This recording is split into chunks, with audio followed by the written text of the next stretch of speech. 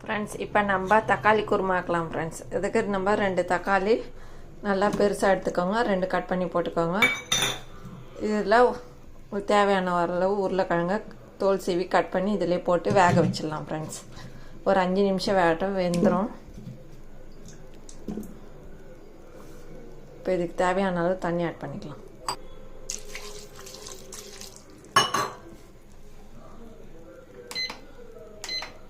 வேக வச்சா இந்த தக்காளி குருமா நல்லாயிருக்கும். இது ரெண்டுத்தையும் வேக வச்சிடலாம். இந்த தக்காளி குருமாவுக்கு தேவையான தேங்காய் ஆட் பண்ணிக்கோங்க.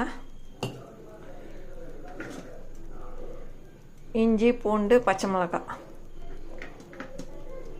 முந்திரி ஆட் பண்ணிக்கோங்க.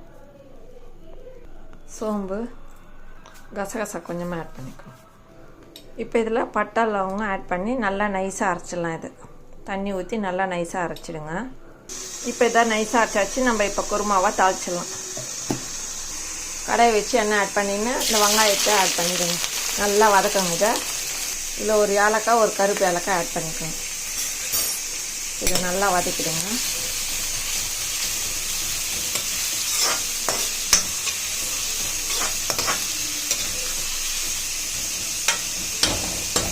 இப்போ இதுக்கு தேவையான அளவு உப்பு ஆட் பண்ணிக்கோங்க.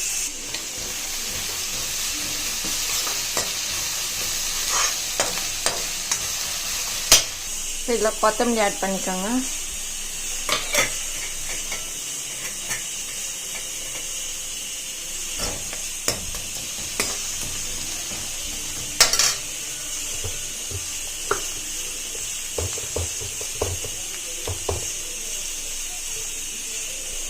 மிளகாத்தூள் ஆட் பண்ணிக்கோங்க.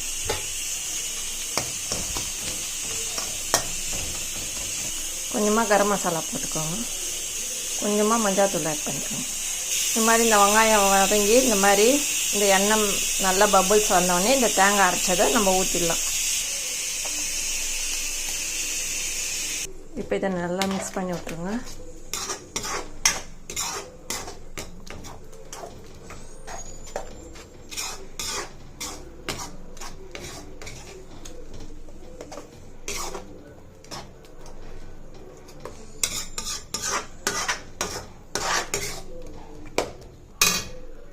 இப்போ இந்த தக்காளியும் உருளைக்கிழங்கும் வெந்துச்சு. இதை நல்லா ஸ்மாஷ் பண்ணிடலாம்.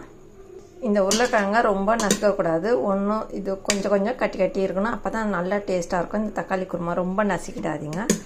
இந்த மாதிரி கொஞ்சம் கொஞ்சம் கட்டி கட்டி அங்கங்கே இருக்கணும். அப்போ தான் நம்ம இட்லி, தோசை, சப்பாத்தி, பரோட்டாவுக்கு தொட்டுக்கும்போது செம்ம டேஸ்ட்டாக இருக்கும். ரொம்ப கூழாக நசுக்காதீங்க.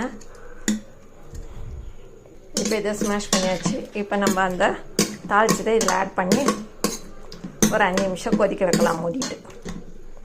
இப்போ பாருங்கள், அந்த உருளைக்கிழங்கு அங்கங்கே கட்டி கட்டியாக இருக்குது. இந்த மாதிரி தான் இருக்கும். இப்போ இந்த தக்காளி குருமா வேகட்டும், மூடி போட்டு மூடிடலாம்.